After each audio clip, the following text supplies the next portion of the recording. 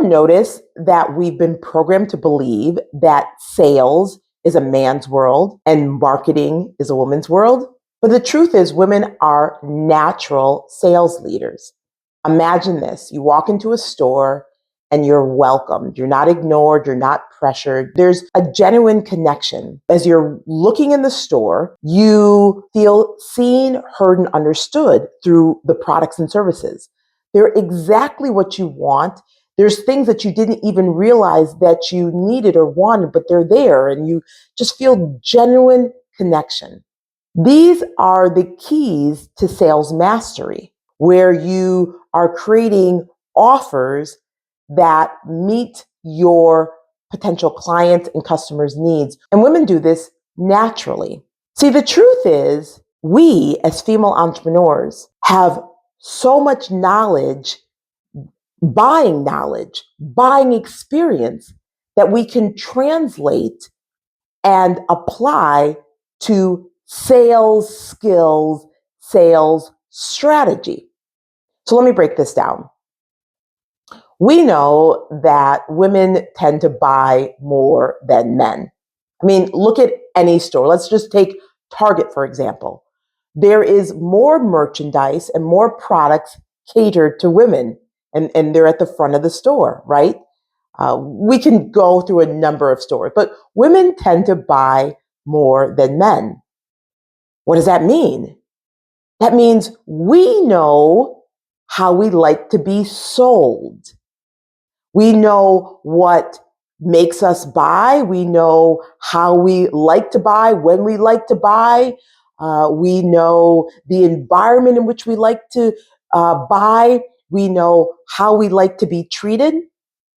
Imagine if you took all of that information of how you like to buy and your favorite store that you just love to buy from, that you love to get email communications from, and you love to get social media updates from, and you love to get things in the mail from, and you used all of that to apply it to your business's sales strategy. What? Like if you really sat down and thought, someone had to sell something to me for me to buy, that I love to buy. And how can I use that information and apply it to how I sell to my audience? What? There's a key there. For instance, if you like to be reminded about something you put in your cart that you didn't buy, maybe your potential clients and customers like to also be reminded of something that they were interested in, they expressed interest in, but they haven't yet bought. Hello? I'm thinking back to Target. Okay, you put the thing in the Target app, you're looking around, and then you didn't buy it, right? Because you're doing whatever, for whatever reason. Well, Target will send us an update and tells us, you forgot what's in your cart, or something you looked at is on sale. Did you enjoy that type of follow-up? Were you happy? Were you like, oh my God, thank you, Target? Or thank you, it's on sale, now I'm going to buy it. Or thank you, Target, I meant to buy it, but I forgot. Do you like that type of updates? Do you like that type of follow-up? What if you apply that same strategy, sales strategy, to your potential customers and clients? Hello? What might happen? Again, this is not about you, team no sleep, and being, what are some of the lies that we've been programmed to believe about sales? That it's manipulative, it's pushy, it's cajoling, it's convincing. No. What if you applied sales strategies that you enjoy, that you're grateful for, that has made you buy, and apply that to your business with bold, authentic confidence? What type of sales results might you create? What type of thinking will you have about sales that you didn't have before? How might you value your value differently? I'm just curious. I'm just curious. It's about understanding that intuitively, you as a female entrepreneur, particularly if you like to buy, and let's take it to another level, if you enjoy buying at the luxury items, then you have information on how to sell that you may not have been tapping into, and how to sell premium high ticket offers that you may not have tapped into. Like, you're sitting on all this information. So what I'm saying here is mirror how you like to buy. Type it in the chat. I'm going to mirror how I like to buy. It's information that will change how you think about sales and how you think about yourself. So one of my favorite stores is Anthropologie. In fact, I'm wearing a top that I recently bought from Anthropologie. And I love Anthropologie because Anthropologie is unapologetic about its brand. It is unapologetic about being a store that embraces femininity. It is unapologetic about making everything beautiful, whether it's a piece of clothing or whether it's a matchbook. No, Anthropologie embraces its brand. And when you go into an Anthropologie, you and I know this, we're not going into a store. We are entering an experience, right? And we see the details. Like, if you're wondering how I like to be sold to, I'm spilling the tea right here. Anthropologie acknowledges all the details.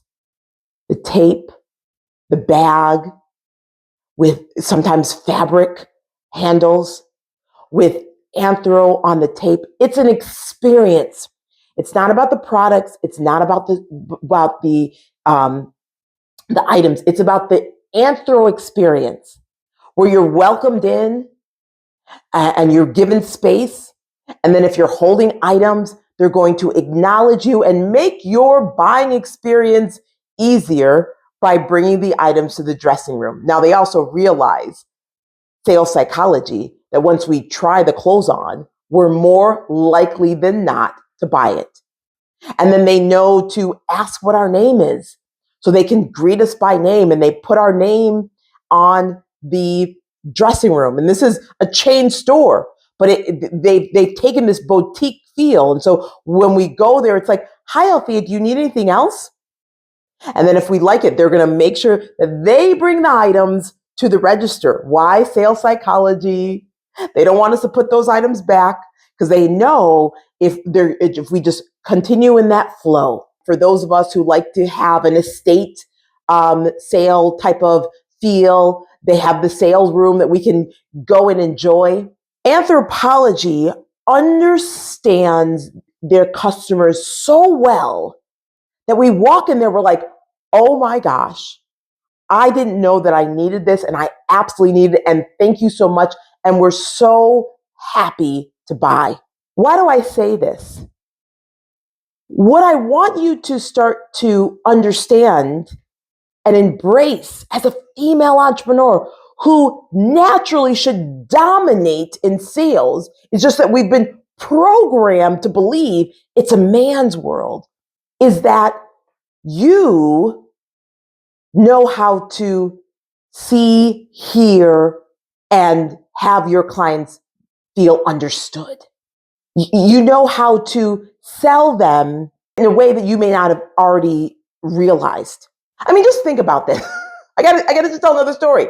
Like, my nails, my Christmas nails. I don't do no chip. I don't do lacquer. I do, like, it's either red or a neutral color. But I saw someone with Christmas nails, and I was like, "Oh my gosh, I'm going to get Christmas nails." So I went to my salon, and I was like, "Can you do designs?" And they're like, "Well, we can't do it on natural nails. You need to do no chip." And I was like, "Okay, well, I'm not going to do it." Well, there was a woman there. "Oh, you should absolutely do it. Look what I did. Look, it's so fun. You should absolutely do it. She sold me. I was like, you know what? It's Christmas. Then I thought, I still got decorations to do. Let me do it. And then the other one were like, oh my gosh, what designs are you going to do it? It was like naturally selling. Another customer was able to upsell me, and she's not even working for the salon. Women, this is what we do. We are naturally gifted to dominate in sales, but we won't if we're believing the lies about sales, that sales is manipulative, sales is a necessary evil, sales is being pushy, sales is cajoling, sales is all these lies that are not true. So here's what I'm inviting you to do. I want you to understand what you already know. People buy based on emotion. We know this. Facts tell, stories sell. Why do stories sell? Because stories elicit an emotion.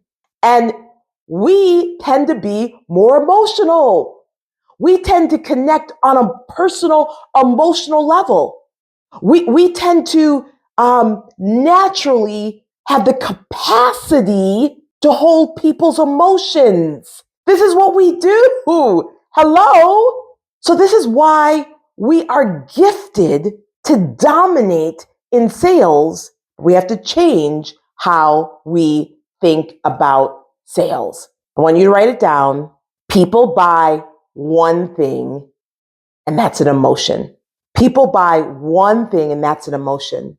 And start to think about what's the emotion that you like to feel when you're buying. Because chances are that same emotion is the emotion that your clients like to feel. And that's the emotion that you should be selling. Amen? Understand your audience on a deep level. And that requires you listening. And so that you can create offers that not only meet their want, but meet their need, where they're like, oh my God, how did you know that I needed that, right? Like, how did you know? And then I want you to focus on creating memorable experiences. Again, Anthropologie is one of my favorite stores. What's your favorite store? Like, write it down and think about what's the experience, and whether that's online or in person, what's the experience you have when you're shopping at, your favorite store? How can you use that information to create that experience for your clients? It's not about the pitch. Remember I talked about that? If you've seen any videos, I've said selling is serving, selling is leading. And to lead, you need to listen. So I want you to start listening to what is being said and also to what is not being said. And that's going to require you, last point, for you to ask powerful questions. Let's go deep, y'all. Let's expand our capacity that I know you already have to ask deeper questions in your sales presentations, whether that's one-to-one or one-to-many. Okay, we have what it takes to not only succeed in sales, but to dominate in sales in a way that is bold, authentic, and confident, in a way that embraces who we are as female entrepreneurs. We don't have to do it the men's way. Why would we? We're built differently. And we have the keys to sales mastery at like a natural level. Like, I really want you to embrace this. We have what it takes. But the challenge is that, maybe you've heard me say this before, sales is easy to do when you know how to do it. It's hard to learn because there's a lot of unlearning. And the first thing that we got to unlearn, sales is not a man's world. Hello. I love you. I believe we are naturally gifted in sales. And we make mistakes. Many of this is because what we've been programmed to believe. And so I want to help you not make these mistakes that you may be making unconsciously. So I've created a free training for you. It's on the 7 biggest sales mistakes that female entrepreneurs make that keep them from 7 figures. You're going to learn why sales is easy for some and hard for others. You're going to learn some of the biggest sales lies that are keeping you under monetized and keeping you stuck. You're going to learn how to stop feeling guilty about being paid a lot of money to do what you love to do what you're gifted to do what is effortless for you to do and is hard and valuable for others. And then you're going to learn a 5-day process that's going to change how you think about sales and how you think about your value. So go ahead. I put the link in the comments and get your free training on the 7 biggest sales mistakes that female entrepreneurs make that keep them from 7 figures. So you stop robbing yourself of a fortune. Go ahead and click on the link in the comments. I also have it in the description. And I can't wait to see you inside. Okay. Hey, let me know. Type in the chat, in the comment sections, actually, what resonated with you? And what are you going to begin to embrace about sales that maybe you haven't embraced before? I want us to continue the conversation. Okay. I can't wait to see you in the training, and I can't wait for us to continue the conversation below. Until then, take care. God bless. Love you big. Bye for now. Thanks for watching. Subscribe and hit the notification bell so you're notified when we release a new video. Then click the TV to watch the next video. Go to AltheaMcIntyre.com to get your free training on the 7 biggest sales mistakes that keep you from 7 figures.